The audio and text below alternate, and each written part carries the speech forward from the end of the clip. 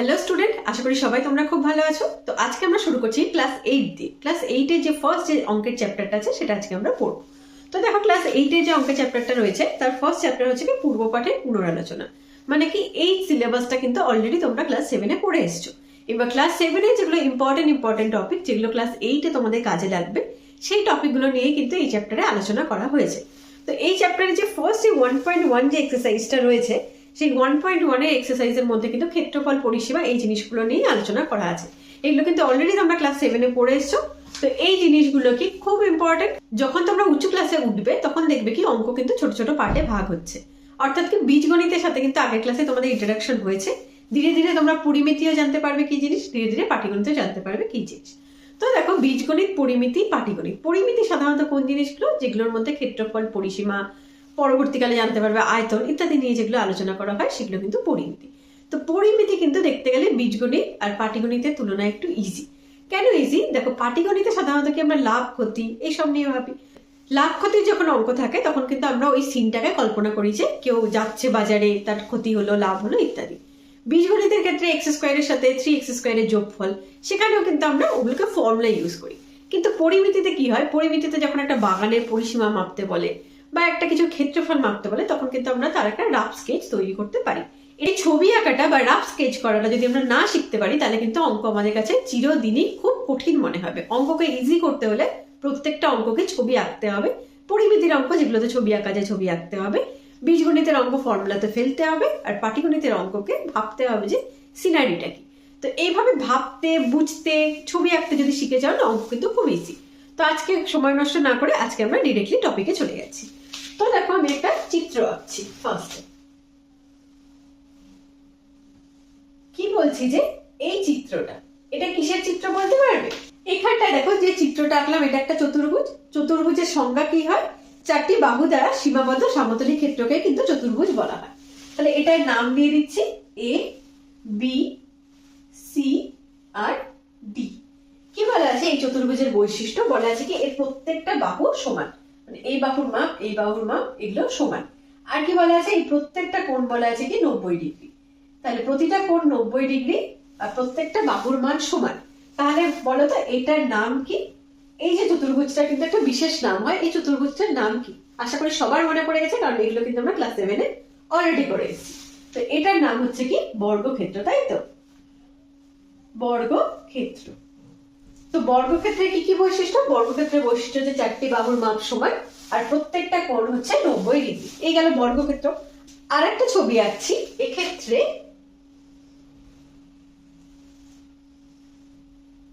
কি বলা আছে না, এটা রয়েছে ABCD একটি চতুর্ভুজ হলো।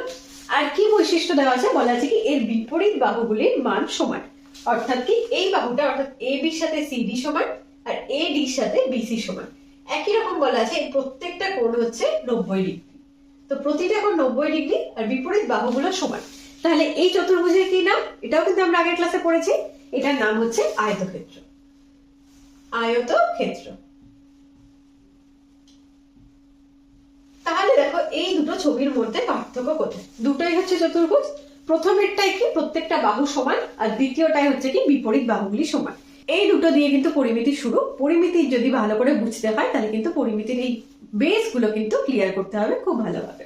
তো দেখো এখানটায় কি, তাহলে ধরে নিচ্ছি কি, ধরি বাহু, বাহু সমান সমান এ একক। একক কিন্তু এখানটায় ইম্পর্টেন্ট। তোমরা যখন বড় ক্লাসে উঠছো এগুলো কিন্তু এখানটায় খুব ইম্পর্টেন্ট। একক বলতে কি এ সেন্টিমিটার, এ মিটার, না এ কিলোমিটার? এককের কি ইম্পর্টেন্ট বলো তো? ধরো তোমরা রাস্তায় কোথাও একটা দাঁড়িয়ে আছো, তোমরা কাউকে বলছো আমি 5 যাবো। 5 কি মিটার যাবে, কিলোমিটার যাবে, না ডেসিমিটার যাবে? কারণ তুমি যতক্ষণ না এককটা ক্লিয়ারলি বলবে ততক্ষণ কিন্তু বোঝা যাবে না যে তুমি কোথায় যেতে চাইছো। বা তোমরা দোকানে গেলে, দোকানে গিয়ে বললে কি 2 এ চিনি দাও। তাহলে কি 2 টাকার চিনি দাও, 2 পয়সার চিনি দাও, না কতটা চিনি দাও? তাহলে এককটা কিন্তু প্রত্যেকটা জিনিসকে ঠিকঠাক ভাবে বোঝানোর জন্য খুব ইম্পর্টেন্ট। একক যদি না লেখো তাহলে কিন্তু অঙ্কের নাম্বার কাটে। অঙ্কে যেরকম নাম্বার পাওয়াটা ইজি, নাম্বার কাটাটাও কিন্তু খুব ইজি। সুতরাং অঙ্ক যদি একটু সাবধানতা অবলম্বন করে করো, সেখানটা কিন্তু অঙ্কে আমরা ফুল মার্কস খুব ইজিলি তুলতে পারবো। তো এখানটায় কি ধরে নিলাম, কি ধরি বাহু হচ্ছে এ একক। তো আমরা কি বলেছিলাম, আমরা এখানটায় দুটো জিনিস জানবো, একটা হচ্ছে পরিসীমা আর একটা হচ্ছে ক্ষেত্রফল।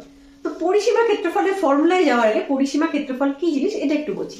ধরো কেউ একটা এ বিন্দুতে দাঁড়িয়ে রয়েছে, ঠিক আছে, এ বিন্দুতে দাঁড়িয়ে আছে, তাকে বলা হলো কি তুমি এই পথটা গোটা যাও, এ থেকে বিতে যাও, বি থেকে সিতে যাও, সি থেকে ডিতে আসো, ডি থেকে এসে আবার এতে আসো, তাহলে যে পথটা অতিক্রম করা হলো সেটা হচ্ছে কিন্তু পরিসীমা। এই জিনিসগুলো কিন্তু আমরা ক্লাস 6-এ পড়েছি, যদি কারো মনে না থাকে আমি সেজন্য আরেকবার মনে করিয়ে দিলাম। তো পরিসীমা বলতে কি যখন আমরা কোনো একটা চিত্রের বা কোনো একটা আয়তাকার চিত্র, পরিসীমা কিন্তু সব জিনিসে থাকতে পারে, ত্রিভুজেরও পরিসীমা থাকে। পরিসীমা বলতে বেসিক্যালি বোঝানো হয় কি বাউন্ডারি, মানে কোনো একটা জিনিসের কোনো একটা ক্ষেত্রে যেটা বাউন্ডারি সেটাই হচ্ছে তার পরিসীমা। তো পরিসীমা বের করার সিম্পলি ফর্মুলা হচ্ছে কি বাউন্ডারির যে মানগুলো সেই মানগুলোকে সব যুক্ত করে দাও, অর্থাৎ যোগ করে দাও। সবগুলোকে যদি যোগ করে দাও তাহলে কিন্তু এর পরিসীমা পাওয়া যাবে। এখানটায় তুমি এ বিন্দুতে দাঁড়িয়েছিলে, তুমি বি তে গেলে, বি থেকে সি তে গেলে, সি থেকে ডি তে গেলে, ডি থেকে এ তে আসলে, তাহলে দেখো এই চিত্রটা পুরো বাউন্ডারিটা তুমি একবার ক্রস করে আসলে, তার মানে কিন্তু তুমি এর পরিসীমা ক্রস করে এলে। তাহলে পরিসীমার কি ফর্মুলা? পরিসীমার কিন্তু এই চারটে বাহুর যোগফলই হচ্ছে ফর্মুলা। তো আয়তক্ষেত্র আর বর্গক্ষেত্র যেহেতু আমরা খুব ব্যবহার করি, তো এদের জন্য কিন্তু আলাদা করে ফর্মুলা তৈরি করা হয়। তাহলে এর পরিসীমা যদি বলা হয়, তাহলে পরিসীমা হচ্ছে কি যেহেতু চারটে বাহুর মানই সমান, এটাও এ, এটাও এ, এটাও এ, এটাও এ, এ প্লাস এ প্লাস এ প্লাস এ, তাহলে হয়ে গেল কি 4a একক। আর ক্ষেত্রফল কি জিনিস? ক্ষেত্রফল হচ্ছে কি যখন আমরা ক্ষেত্র নিয়ে আলোচনা করছি, অর্থাৎ কি ভেতরের জায়গাটা নিয়ে যখন আলোচনা করা হচ্ছে। কি বলা হলো যে এই যে ক্ষেত্রটা, এই পুরোটাকে তোমার রং করতে হবে। তার মানে কি রং তো শুধু পরিসীমা বরাবর করলে হবে না, রং আমাদের কি মাঝখানে জায়গাটাকে কমপ্লিটলি রং করতে হবে। তাহলে যখন এই মাঝখান নিয়ে কথা হয় তখনই হচ্ছে কি ক্ষেত্রফল আসে। বা বলা হলো কি একটা মাঠের মধ্যে পুরো মাঠটাতে তোমার ঘাস লাগাতে হবে ভর্তি করে, তার মানে কি তার ক্ষেত্রতে কাজ করতে হবে, অর্থাৎ ভেতরে কাজ করতে হবে। বা বলা হলো ধরো এটা একটা মেঝে, মেঝের মধ্যে ছোট ছোট টাইলস বসাতে হবে, তাহলে ক্ষেত্রফল নিয়ে কাজ করতে হবে। অঙ্কে কিন্তু কখনো সরাসরি বলা থাকে না যে ক্ষেত্রফল বের করতে হবে না পরিসীমা বের করতে হবে। অঙ্ক পড়ে কিন্তু বুঝতে হবে কি নিয়ে কাজ করতে বলেছে। এর বাউন্ডারি নিয়ে কাজ করতে বলেছে তাহলে পরিসীমা, আর যদি দেখো যে ক্ষেত্র নিয়ে কাজ করতে বলেছে তাহলে ক্ষেত্রফল।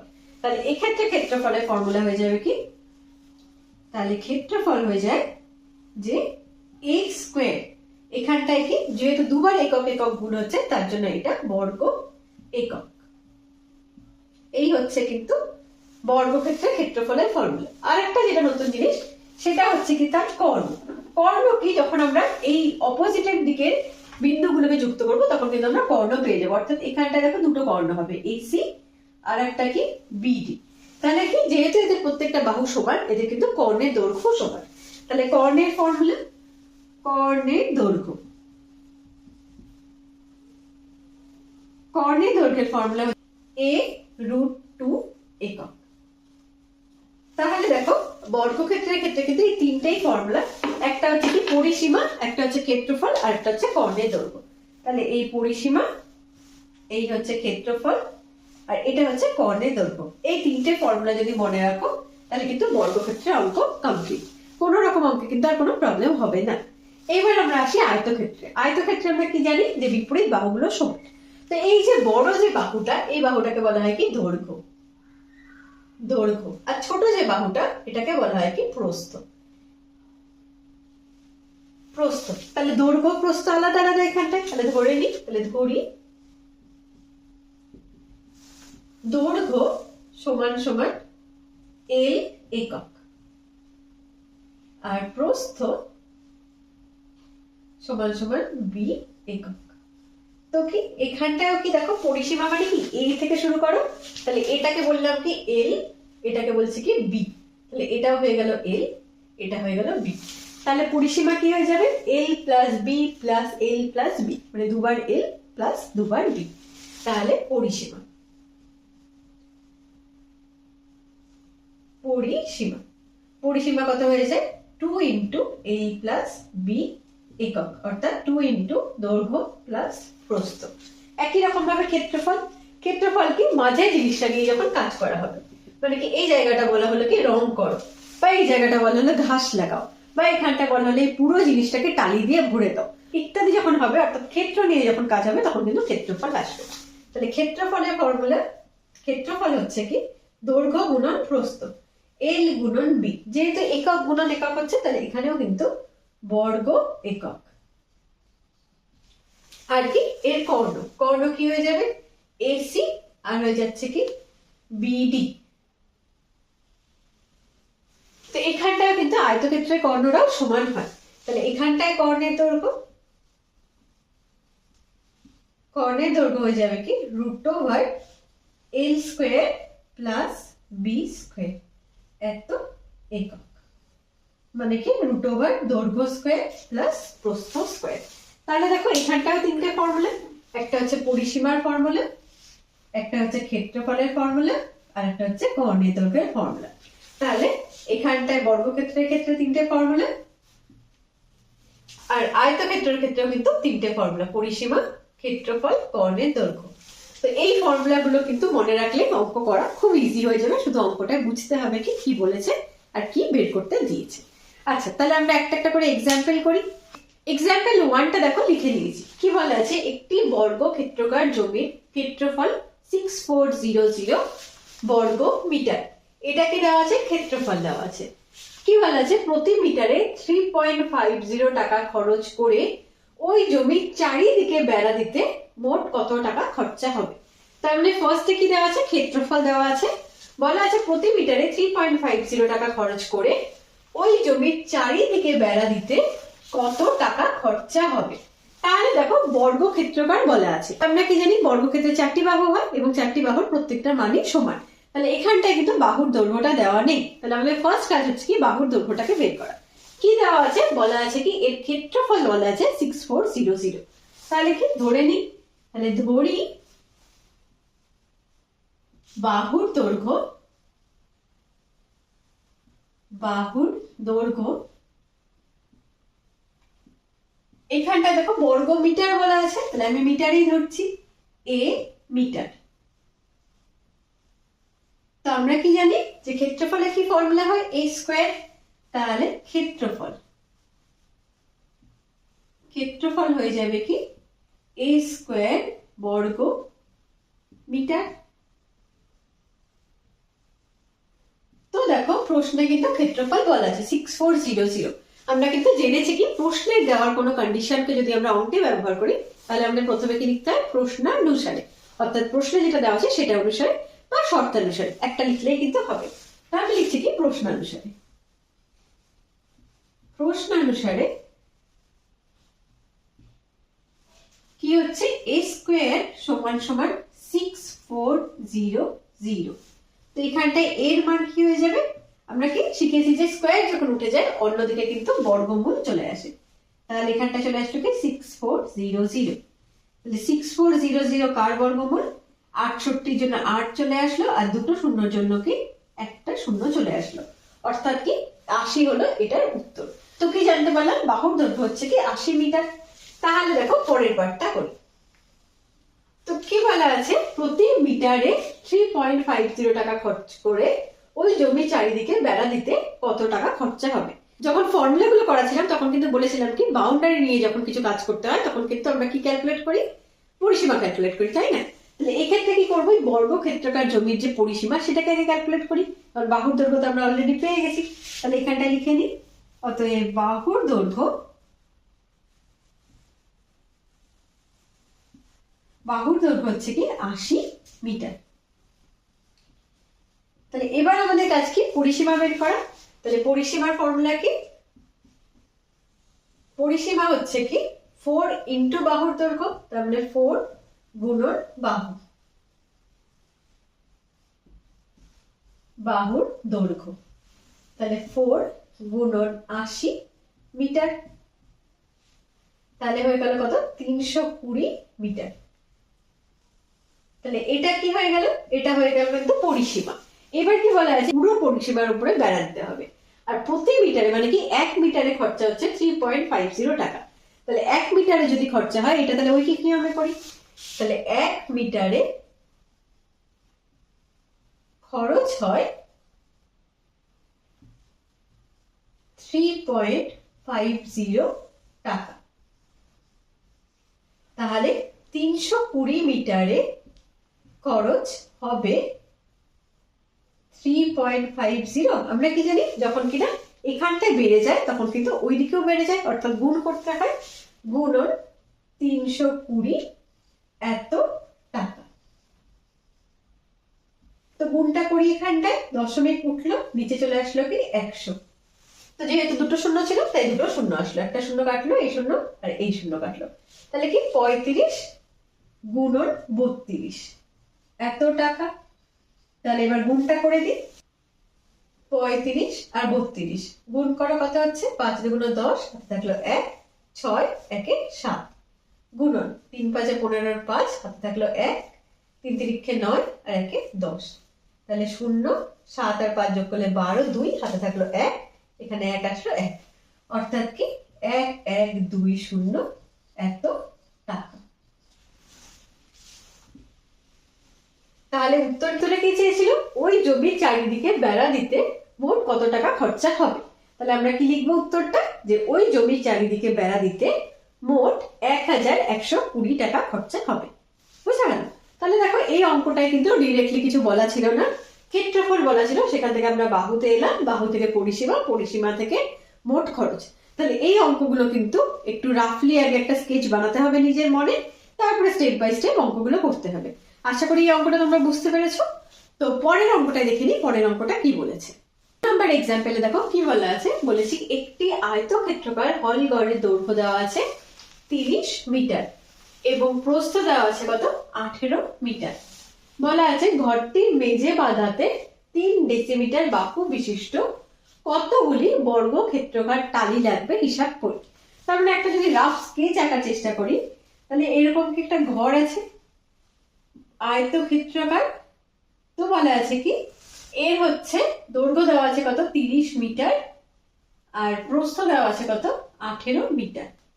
তো বলা আছে এর মধ্যে ঘরটির মেঝে, মেঝে কত হয়ে যাবে, আমরা কি জানি মেঝের ক্ষেত্রফল কি হয়, দৈর্ঘ্য ইন্টু প্রস্থ, মেঝে মানে কি ক্ষেত্রটা, তো দৈর্ঘ্য ইন্টু প্রস্থ এইটা। তো কি বলা আছে এই মেঝে বাঁধাতে 3 ডেসিমিটার বাহু বিশিষ্ট কতগুলি বর্গ ক্ষেত্রাকার টালি লাগবে। তার মানে কি এটা বর্গ ক্ষেত্রাকার টালি, যেটার কিনা বাহু বলে দিয়েছে 3 ডেসিমিটার। মনে করছি কি বাহুটা এইরকম ছোট্ট ছোট্ট, তো এখানটা বলা আছে কি এটা যদি পুরো কভার করতে চাই এরকম কতগুলো টালি লাগবে সেটা বের করো।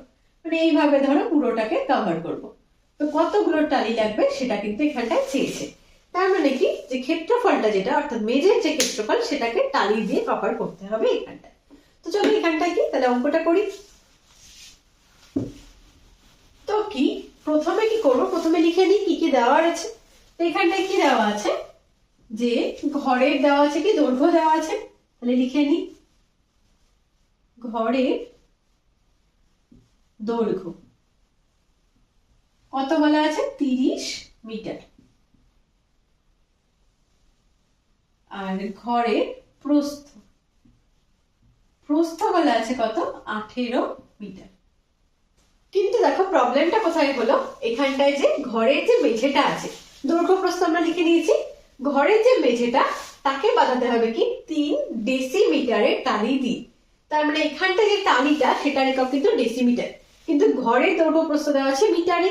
তাহলে একটা অঙ্ক দুটো এককে থাকলে কিন্তু আমাদের পক্ষে সলভ করা মুশকিল। তো সেক্ষেত্রে করবো কি যেটা ছোট একক সেখানটায় নিয়ে যাওয়ার চেষ্টা করব। তো মিটার আর ডেসিমিটারের মধ্যে ডেসিমিটার ছোট, মিটারের ঠিক পরে ডেসিমিটার থাকে, মিটারের পরে এখানটায় থাকে কি ডেসিমিটার। তো মিটার থেকে ডেসিমিটারে যেহেতু এক ঘর, তাহলে এইটুকুনি যেতে হলে কি আমরা জানি যে আমরা গুণ করি কি 10 দিয়ে, যেহেতু এক ঘর তাই একটা শূন্য, তাহলে এটাকেও ডেসিমিটারে করে নি, প্রস্থটাকেও ডেসিমিটারে করে নি। তো দেখো এখানটায় 30 মিটার বলা ছিল, তাহলে এটাকে ডেসিমিটারে করছি, তাহলে হয়ে যাবে কত 30 গুণন 10 অর্থাৎ 300 ডেসিমিটার।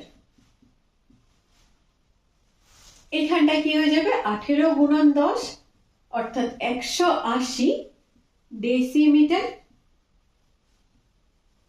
তাহলে কি এবার কি করব, মেঝের ক্ষেত্রফলটা বের করি। তাহলে ঘরের মেঝে ক্ষেত্রফল,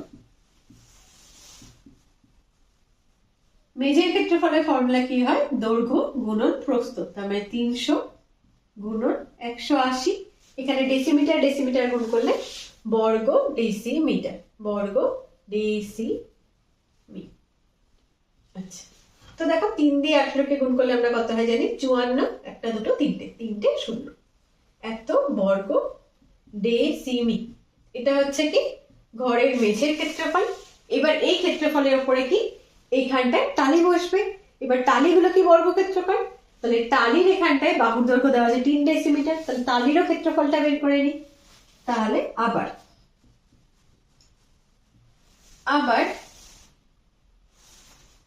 টালির বাহুর দৈর্ঘ্য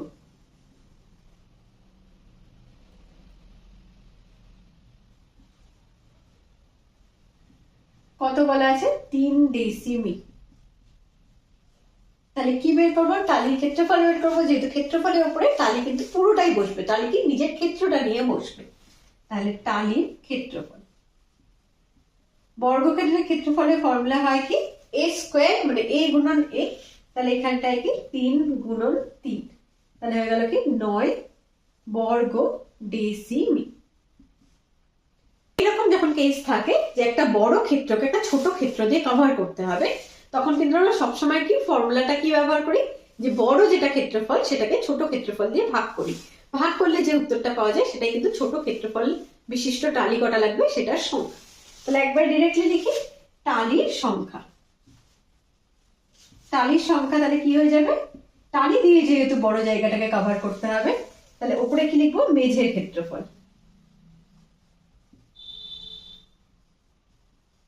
মেঝের ক্ষেত্রফল ভাগ হচ্ছে টালির ক্ষেত্রফল। টালির ক্ষেত্রফল। এবার দেখো দুটোর একক কিন্তু আমরা সেম সেম করে নিয়েছিলাম। এটাও 5400 বর্গ ডেসিমি, এটাও 9 বর্গ ডেসিমি। তাহলে এই দুটো কিন্তু ভাগ করলে আমরা টালির সংখ্যাটা পেয়ে যাবো। তো মেঝের ক্ষেত্রফল কত এখানটায় 54000, আর টালির ক্ষেত্রফল কত 9। তাহলে 9 কাটাকাটি করি, আমরা কি জানি 6 9 54, 3টে শূন্য কিন্তু বসে গেল। তাহলে হয়ে গেল কি এখানটায় 6000। তাহলে এটাই কিন্তু উত্তর। অর্থাৎ কি মেঝেটাকে পুরোপুরি টালি দিয়ে বাঁধাতে কিন্তু আমাদের 6000টি টালির দরকার। তাহলে দেখো আগের অঙ্কটা ছিল অন্যরকম, পরিসীমা বের করতে বলেছিল, আর এই অঙ্কটা কিন্তু একদমই অন্যরকম। একটা বড় মেঝেকে একটা ছোট টালি দিয়ে কভার করতে বলেছে, অর্থাৎ বাঁধাতে বলেছে। তো দুটো অঙ্ক খুব ভালোভাবে দেখো। আজকের ক্লাসটা এই অবধি রাখছি। পরের দিন আমি কোষে দেখি যেটা 1.1 আছে ওটা নিয়ে ডিটেলে আলোচনা করবো। তো দেখা হচ্ছে নেক্সট ভিডিওতে। Thank you for watching.